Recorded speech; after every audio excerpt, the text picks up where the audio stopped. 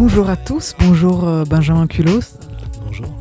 Donc nous sommes dans l'école de Kung Fu Pak Mei que vous avez fondée à Paris, dans le 3e arrondissement, rue du Grenier Saint-Lazare, au numéro 12, c'est ça ?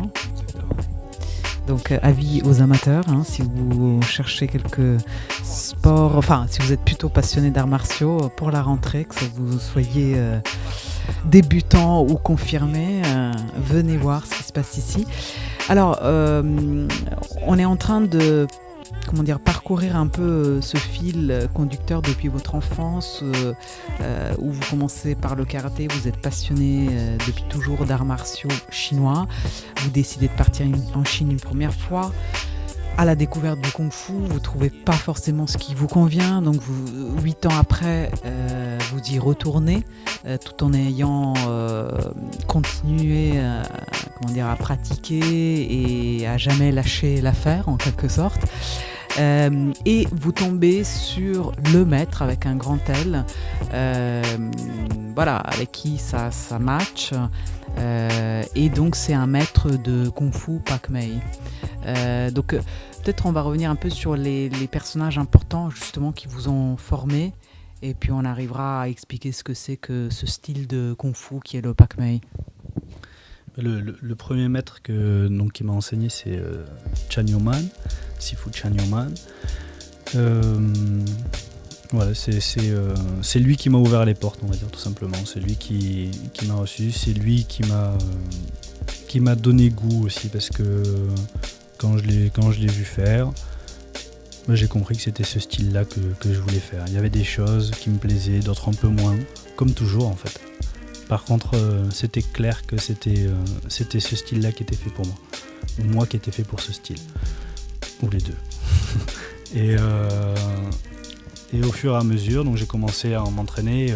On parle souvent d'apprendre la culture chinoise, mais comment on apprend la culture chinoise ? Donc déjà, je pense que ça s'apprend pas dans les livres. On a une ambiance, on a des notions, mais il y a des choses qu'on comprend en fait que par l'expérience, et que quand le vivant au cœur, et en même temps comment ça se passe dans les autres villes en Chine, on ne sait pas. Donc pour la culture de Canton, et comment se transmet le Kung Fu à Canton, à Foshan, ça se transmet comme ça. Peut-être que ce n'est que pour le Pak Mei, mais je ne pense pas. Donc en fait c'est pas lui qui a commencé à m'enseigner, c'est un de ses disciples qui a commencé à me montrer des enchaînements, des applications, etc. Et lui venait de temps en temps me corriger, jusqu'au jour où ça a été que lui qui s'est occupé de moi. C'était dès les premiers 6 mois. Et au bout de plus d'1 an de pratique, il m'a présenté aux 2 successeurs du style. Et moi, à cette époque-là, j'étais tellement content de pratiquer le Pak Mei et d'avoir rencontré ce maître que je voyais pas. Je n'avais pas d'autre but. Mon but, c'était d'avoir un maître et d'apprendre un style qui existe. C'est-à-dire que depuis l'enfance, et c'est vrai qu'on l'a survolé, moi j'ai fait du karaté, mais avec qui ils l'ont appris ? Les professeurs qui enseignaient ce style-là, avec qui ils l'ont appris ? Le karaté de qui ? Parce que chaque école, chaque style a une histoire et a un niveau différent aussi. Donc pourquoi on apprend avec un maître et pas avec un autre ? Qui a été important dans une lignée ? Les styles, ils se sont toujours transmis comme ça. Donc nous, le Pak Mei que l'on apprend, il vient d'un maître qui s'appelle Lao Siulong.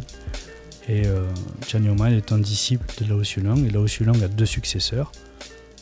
Ce sont ses 2 fils, Lao Wei-san et Lao Wei-kei.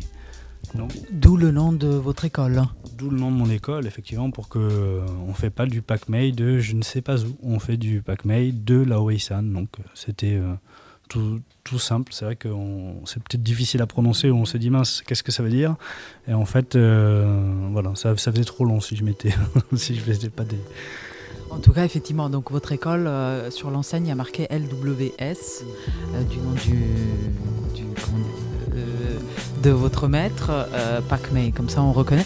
Mais alors, j'aimerais bien comprendre, quand vous dites, le Pak Mei, c'était pour moi, moi j'étais fait pour ce style-là de Kung Fu. Est-ce qu'on peut rentrer un peu dans les détails ? Qu'est-ce qui se passait passait pas ailleurs, enfin en pratiquant un autre style de kung-fu? Ce qui se passe, c'est que c'est de temps en temps des compréhensions immédiates, de temps en temps une logique. Ah ben c'est comme ça. C'est ce que j'imaginais être le kung-fu quand j'étais enfant. Ben, en fait, ça s'appelle Pak-Mei. Pour moi, donc est-ce que j'ai pratiqué du Pak-Mei dans une vie? Est-ce que... Je sais pas. Par contre, ce qui est sûr, c'est que j'ai traversé le monde pour aller rencontrer ce style et que je suis rentré dans une école, dans une famille martiale qui trie les gens sur le volet, enfin même les faux chanés peuvent pas rentrer comme ça. Enfin, c'est comment un jeune Toulousain arrive à rentrer dans une école comme ça. Bon bah voilà, les Chinois parlent de destin. Moi je pense que c'est le destin aussi. Donc voilà. Comment, pourquoi. En fait, il faudrait pratiquer pour vraiment rentrer un peu dans ces détails-là. Mais est-ce qu'il y avait peut-être quelque chose de plus global au niveau de l'esprit, du corps, qui vous a séduit dans la pratique parce que au début, vous parliez de ce premier voyage en Chine où vous voyiez des gestes qui étaient un peu parfois séparés du reste. Ben voilà, c'est exactement ça. C'est-à-dire que là, on est dans le concret, c'est efficace, c'est rapide, et encore rapide, je pense que tout le monde a une notion de rapidité différente. Nous, il faut le voir, effectivement. Il y a des successions de frappes, il y a une compréhension du corps, une compréhension de la manière de rentrer. C'est-à-dire qu'on prépare le corps à une manière de faire. Il n'y a pas de...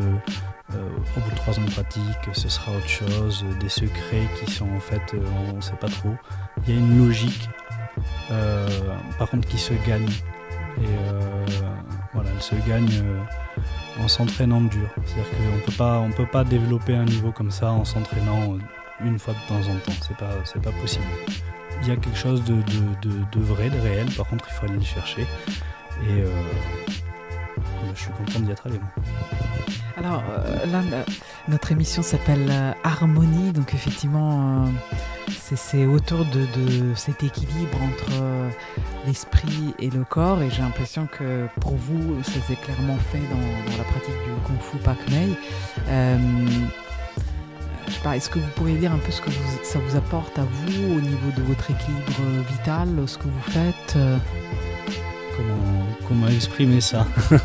J'imagine qu'il y a eu peut-être des moments dans votre vie où, je sais pas, vous pouviez pratiquer un peu moins, si vous deviez vous arrêter pendant, je sais pas, une semaine. Qu'est-ce qui se passe? Est-ce que c'est vraiment la pratique de cet art martial? Est-ce que ça vous apporte une forme de méditation, de pleine conscience? Enfin, je sais pas. La méditation, c'est des choses différentes. Après, on n'arrête pas de pratiquer. Pour moi, pratiquer, c'est comme se brosser les dents. Voilà, on n'oublie pas de le faire. Donc, c'est pas pratiquer. Moi, quand je me réveille le matin, je pense au Pak-Mei. Quand je me couche le soir, je pense au Pak-Mei. Il n'y a pas de... comment dire? Je prends le temps de m'entraîner. S'entraîner ou penser, il y a plein de petits points. Je pense à partir du moment où on a compris que le but, c'était pas juste une question de niveau, c'était aussi une manière de s'élever, d'aller, d'essayer d'être l'homme que l'on veut être, ou la femme que l'on veut être. On se donne les moyens. Donc si cette pratique nous aide à, on crée un espace pour ça, tous les jours, même chez soi. Pour ce qui est de la méditation, ça après c'est d'autres sujets, mais effectivement, dans une pratique comme le Pak-Mei, on a le passage clé, on va dire, c'est la pratique physique. Qui forme le corps, qui met la structure osseuse, la structure musculaire, ligamenteuse, nerveuse aussi en place. Et à partir de là, on travaille pas d'une manière différente, on travaille juste plus avec une intention. Et comment les bras se lèvent, avec la volonté. Donc on travaille avec cette conscience-là du corps.